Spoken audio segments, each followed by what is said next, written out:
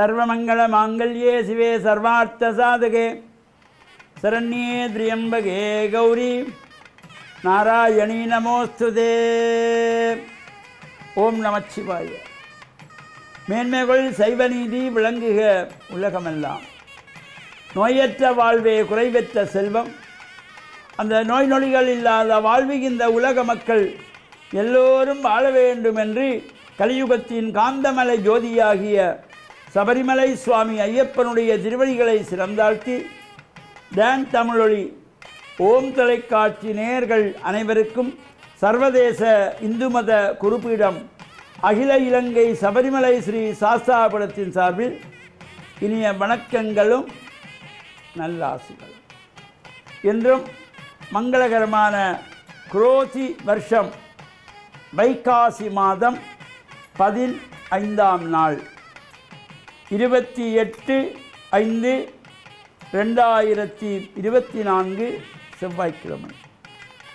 இன்று மலர்ந்திருக்கின்ற இன்றைய பொழுதும் நம் எல்லோருடைய வாழ்விலும் எல்லா விதமான சிறப்புகளும் வெற்றிகளும் கிடைக்க வேண்டும் என்று இறைவனை பிரார்த்தித்து இன்று மங்களவாரம் என்கின்ற செவ்வாய்க்கிழமை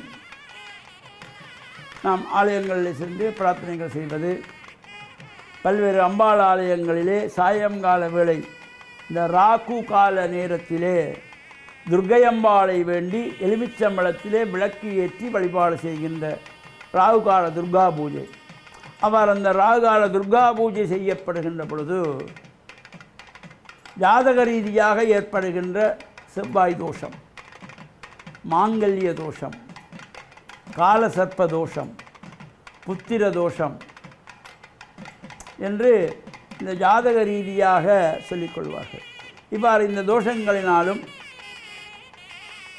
இந்த செவ்வாய் தோஷம் காலசர்ப்ப தோஷத்தினால் ஏற்படுகின்ற திருமண தடைகள் நீங்குவதற்கும், திருமணமாகி குழந்தை செல்வம் இல்லாதவர்கள் அந்த குழந்தை செல்வம் வேண்டியும் இந்த ராகு கால நேரத்திலே துர்க்கை அம்பாளை வேண்டி எலுமிச்சம்பழத்தில் விளக்கு ஏற்றி குங்கும அர்ச்சனை செய்து வழிபட்டால் நம்பிக்கையோடு நாம் அந்த பிரார்த்தனை செய்கின்ற பொழுது நிச்சயமாக அவையெல்லாம் நமக்கு நிறைவேறும். அவ்வாறு இந்த ராகு கால நேரத்திலே துர்கா பூஜை செய்து வழிபாடு செய்கின்ற பொழுது ஒரு சிறப்பை தரக்கூடியது. இப்பொழுது பல்வேறு ஆலயங்களிலும் இந்த உற்சவங்கள் நடைபெற்று கொண்டிருக்கின்றன. அந்த வகையிலே மீன்பாடும் தேன்நாடு என்று போற்றுகின்ற மட்டக்களப்பு மாவட்டத்திலே செங்கலடி என்கின்றதாகிய பழம்பெரும் கிராமத்திலே அந்த செங்கலடி ஸ்ரீ சித்தி விநாயகர் ஆலயத்திலே இந்த மகோத்சவம் நடைபெற்று கொண்டிருக்கின்றது. அவ்வாறு அந்த மகோத்சவத்திலே இன்று 3வது நாளாகிய இந்த உற்சவம் என்பது உன்னதமான யாகம். அங்கு அந்த நவதின பரியந்தமாக யாகங்கள் அமைக்கப்பட்டு 9 இரவுகளுக்கு அந்த யாகத்திலே ஆகுதிகளெல்லாம் காலை மாலை வேளையிலே நடைபெறும். அவர் அந்த ஆகுதியை தரிசிப்பதற்கு இறைவன் பலம் வந்து யாக தரிசனம் கண்டு அங்கு பூர்ணாவதி கொடுக்கப்பட்டு தீபாராதனைகள் செய்யப்பட்டு விசேஷமான வழிபாடுகள் எல்லாம் நடைபெறுவது. இந்த அக்னியின் மூலம் செய்யப்படுகின்றதாக இந்த ஹோமத்திற்கு யாகத்திற்கு அவ்வளவு சக்தி உண்டு.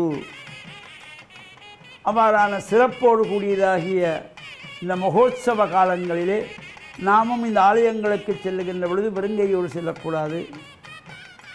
நாம் முடிந்தால் கற்பூரம், விளக்கு ஏற்றுவதற்கான தேங்காய் எண்ணெய் அல்லது யாகத்துக்கு வேண்டிய நவதானியம் போன்றவை அல்லது யாகத்துக்கு வேண்டிய நெய் எவையெல்லாம் நமக்கு முடிகிறதோ அவற்றை கொண்டு செல்லலாம். அதுவும் நமக்கு முடியவில்லையா, வீட்டிலே வளவுக்குள்ளே தோட்டத்திலே மலர்கின்ற மலர் கூட நமக்கு கிடைக்கவில்லையா, மலரில் இருக்கின்ற அருகம்புட்கள், அந்த அருகம்புட்களை எடுத்து மஞ்சள் தண்ணீரிலே கழுவி கொண்டு போய் விநாயகருக்கு சாத்தினாலே எல்லா விதமான சிறப்புகளும் கிடைக்கும். வாழ் உயர்வுகளெல்லாம் பெறுகின்ற வகையிலே இந்த உற்சவ காலங்களிலே இறைவன் 5 இடங்களிலே இருந்து அருள் செய்வானாம். மூலாலயத்திலே, வசந்த மண்டபத்திலே, கொடித்தம்பத்திலே, யாகசாலை அக்னியிலே, சிவாச்சாரியாரிடத்திலே, இவ்வாறு இந்த 5 இடங்களிலே இறைவனை காணலாம் என்கின்ற சிறப்போடு கூடியதாகிய இந்த மகோத்சவ காலங்கள் நாமும் ஆலயங்களுக்கு ஆசாரசீரராக செல்ல வேண்டும். ஆண்கள் வெள்ளை வேட்டி சால்வை அணிந்து செல்ல வேண்டும். கோயிலுக்கு போக வேண்டுங்கிறதுக்காக கலர் வேட்டிகள், மஞ்சள் வேட்டி, பச்சை வேட்டி, சிகப்பு வேட்டி, நீல வேட்டி என்று இப்பொழுது எல்லோரும் அவர்கள் கட்டுகிறார்கள், இவர்கள் கட்டுகிறார்கள், கடைகளிலே விற்கிறார்கள், வாங்கி கட்டுகிறோம் என்று எல்லோரும் கட்ட ஆரம்பித்திருக்கிறார்கள். அது பூஜை செய்கின்றவர்கள் அந்த காவியோ அல்லது மஞ்சளோ உடுத்திக்கொள்ளலாம். பக்தர்கள், அடியவர்கள் இறைவனை பிரார்த்தனை செய்ய செல்லுகின்ற பொழுது நாம் அந்த காவியுடை உடுத்தி கொண்டு செல்லக்கூடாது. காவியை உடுத்துகின்ற பொழுது அந்த குடும்பத்திலே திருமணங்கள் தடைப்பெறும். அந்த காவி உடுத்தி இருக்கின்றவர்களுக்கு திருமணம் நடைபெறாது. சந்நியாசத்தை விரும்புகின்றவர்கள் தான் காவி உடுத்தி கொள்வது. எனவே கலர் வேட்டிகள் எல்லாம் நாம் இறை வழிபாட்டிலே வெள்ளை வேட்டியோடு ஆண்கள் சென்று இறை பிரார்த்தனை செல்ல வேண்டும். தாய்மார்கள் பட்டு சேலை அணிந்தும், இளம் பிள்ளைகள் நாகரிக உடைகளை தவிர்த்து நம்முடைய தமிழ் கலாச்சார பண்பாட்டு உடைகள் பாவாடை தாவணி அணிந்து ஆலயங்களில் சென்று பிரார்த்தனை செய்து இறையருளை பெற்று மண்ணில் நல்ல வண்ணம் வாழ. டான் தமிழொலி ஓம் தொலைக்காட்சி நேயர்கள் அனைவருக்கும் சர்வதேச இந்து மத குறிப்பிடம் அகில இலங்கை சபரிமலை ஸ்ரீ சாஸ்தாபுரத்தின் சார்பில் நல்ல ஆசிகளை கூறிக்கொள்வதில் மன மகிழ்ந்து கொள்கிறோம். சர்வே ஜனாஹாம் சிகினோ பவந்து சமஸ்த சன் மங்களானி சன் சுபம்.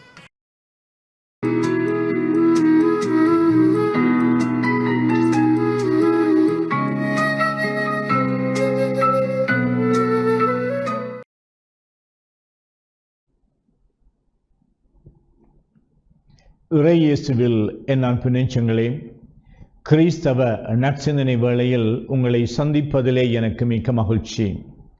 ஆண்டவர் இயேசுவின் அன்பும் அருளும் உங்கள் அனைவரோடும் இருப்பதாக. ஆண்டவர் இயேசுவினுடைய போதனையை கேட்டு அவருடைய சீடர்கள் அவர் பின்னே சென்றார்கள். நற்செய்தி நூலிலே கூறப்படுகின்ற மிகவும் முக்கியமான ஒரு கூற்று, என்னை பின் செல், ஃபாலோ மீ என்று சொல்லுவார்கள். ஆண்டவர் இயேசுவை பின்பற்றுதல் என்பது எல்லோருக்கும் விருப்பமான, கவர்ச்சிகரமான ஒரு புதுமையான வாழ்க்கை முறையாகும். இருப்பினும் இந்த அழைத்தலுக்கு பின்னாலே இருக்கின்ற சில அடிப்படை சவால்களை அவ்வப்பொழுது சீடர்கள் புரிந்து கொள்கின்ற பொழுது அவர்களுடைய அந்த சீடத்துவத்திற்கு பொருளை தேடிக்கொண்டார்கள். ஒருமுறை பேதுரு இயேசுவை பார்த்து அவருடைய போதனையின் பொழுது கேட்கின்றார், நாங்கள் எல்லாவற்றையும் விட்டுவிட்டு உம்மை பின்பற்றுகின்றோமே என்று சொன்ன பொழுது இயேசு கூறுகின்றார், இம்மையில் உனக்கு 100 மடங்கும் மறுவாழ்வில் இன்னும் 100 மடங்கு உனக்கு கிடைக்கும் என்று சொல்லுகின்றார். அதாவது பேதுரு இயேசுவை பின்பற்றுவதனாலே ஒரு திருமணமான மனிதன், அவருடைய குடும்பம், அவருடைய தொழில், அவருடைய பின்புலம் அவருக்கு பக்கபலமாக, துணையாக, அவருக்கு பலம் கொடுக்கின்றதாக, உறுதிப்படுத்துகின்றதாக இருந்த சில விடயங்களை அவர் கைவிட வேண்டியிருந்தது. சொல்லுவார்கள், கூழுக்கும் ஆசை மீசைக்கும் ஆசை என்று. கூழ் குடிக்கின்ற பொழுது அது மீசையிலே படும். இவ்வாறு இயேசுவை பின்பற்றுகின்ற பொழுது எல்லாவற்றையும் நாங்கள் இந்த இயேசுவோடு ஒப்பிடுகின்ற பொழுது சில விடயங்களை நாங்கள் கைவிட்டு ஆக வேண்டும். இந்த கைவிடுதல் என்பது, சில விடயங்களை விட்டு விடுதல் என்பது, அவை எங்களோடு ஒட்டி எங்களுடைய வாழ்வுக்கு இன்பம் தருகின்றதாக, சௌகரியம் தருகின்றதாக, மகிழ்ச்சி தருகின்றதாக, எங்களுக்கு அவற்றை விட்டு விட்டு வாழ முடியாது என்று சொல்லுகின்ற அளவிற்கு நாங்கள் பற்றி கொள்ளுகின்றோம். இந்த பற்றிலிருந்து நாங்கள் விடுதலை பெற வேண்டும் என்பதற்காக இயேசு ஒருமுறை அவரிடம் ஒரு இளையவர் வந்து உம்மை பின் செல்ல விரும்புகின்றேன் என்று சொன்ன பொழுது இயேசு அவரை அன்பொழுக நோக்கி, உனக்கு ஒன்று குறைவாக இருக்கின்றது, உனக்கு உள்ளதையெல்லாம் விற்று இல்லாதவர்களோடு பகிர்ந்து கொள், பின் என்னை வந்து பின் செல் என்று சொன்ன பொழுது அந்த இளையவர் செல்வம் மிக்கவராக இருந்ததனால், பற்றுள்ளவராக இருந்ததனால் இயேசுவை பின்பற்ற முடியவில்லை. நாம் இயேசுவை பின்பற்றுகின்ற பொழுது சில வேளைகளிலே நாங்கள் சிலவற்றை கைவிட வேண்டியிருக்கும். என்னுடைய ஆணவத்தை கைவிட வேண்டியிருக்கும். என்னுடைய பழி வாங்குகின்ற உணர்வை கைவிட வேண்டியிருக்கும். என்னுடைய சில சுகபோகங்களை கைவிட வேண்டியிருக்கும். எனக்கென்று நான் சேர்த்து வைத்தவற்றை பகிர்ந்து கொடுக்க வேண்டும் என்கின்ற பொழுது ஒரு இழப்பை சந்திக்க வேண்டியிருக்கும். மனமுவந்து இந்த இழப்புக்களை நாங்கள் சந்தித்து இயேசு என்கின்ற பெரும் கொடையை பெற்றுக்கொள்வதற்கு இந்த நாளிலே இறைவன் உங்களுக்கு அருள் கூறுவாராக. ஆமென்.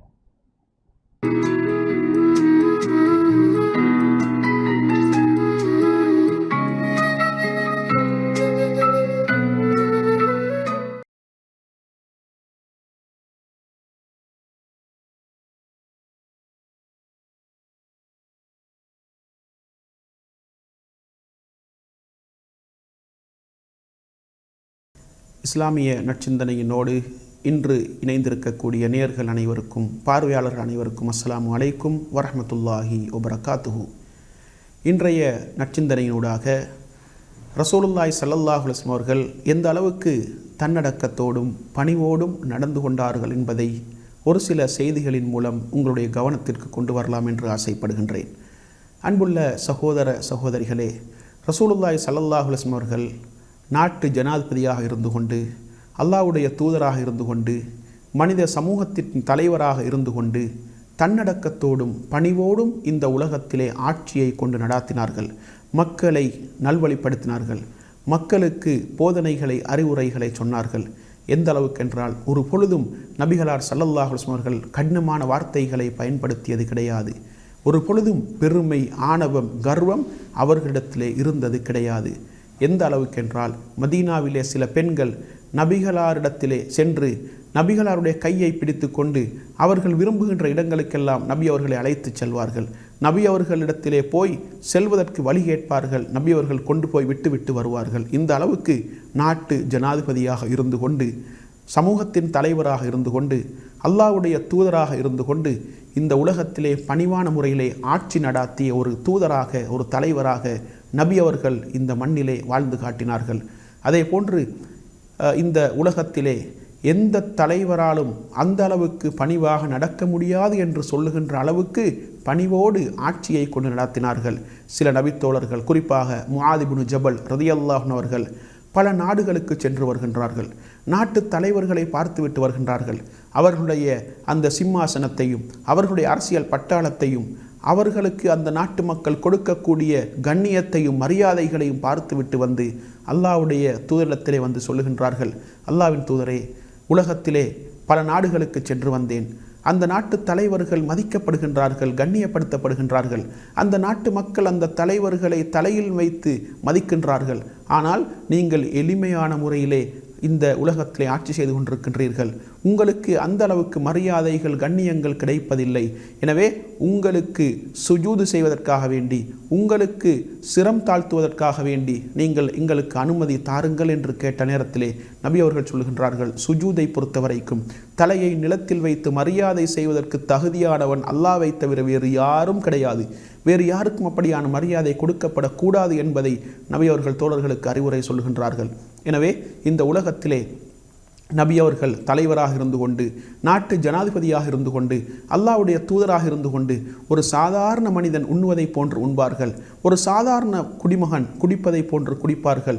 சில பொழுதுகளில் நபிகளாருடைய வீட்டிலே பல மாதங்களாக அடுப்பு மூட்டப்படாத அளவுக்கு கஷ்டத்தோடும் நபி அவர்கள் எளிமையான முறையிலே இந்த உலகத்திலே ஆட்சியை கொண்டு நடாத்தினார்கள். மனித சமூகத்திற்கு வழிகாட்டினார்கள்.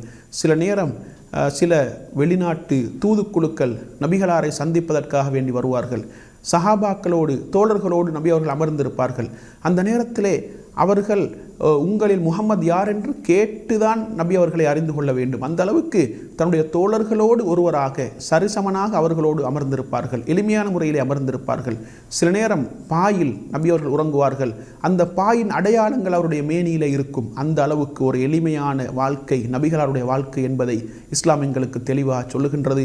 எனவே பணிவோடும் தன்னடக்கத்தோடும் எளிமையான முறையிலும் இந்த உலகத்திலே மிகச்சிறந்த ஒரு ஆட்சியை மக்களால் சிலாகித்து புகழ்ந்து சிறப்பித்து பேசப்படுகின்ற ஒரு ஆட்சியை இந்த உலகத்திலே நடத்தினார்கள் என்றால் நபிகளார் ஸல்லல்லாஹு அலைஹி வஸல்லம் அவர்கள் ஒரு முன்மாதிரிமிக்க தலைவர் என்பதை நாங்கள் புரிந்து கொள்ள வேண்டும்.